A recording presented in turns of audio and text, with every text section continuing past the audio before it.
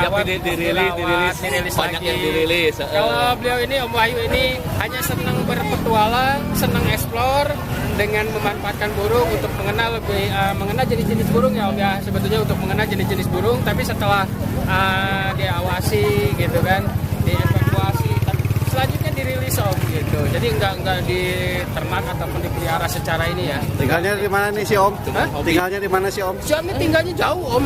Dulu itu ketemunya saya di ujung sana Om.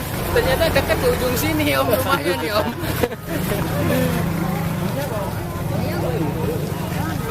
Mana tuh?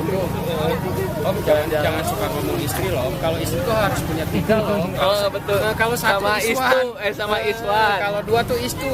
Kalau istri berarti Om punya pemajikan anak tilu ya Pak. Bisa pemajikan anak tilu. Yang nurutan bukan pemajikan tilu udah ngomong nah istri.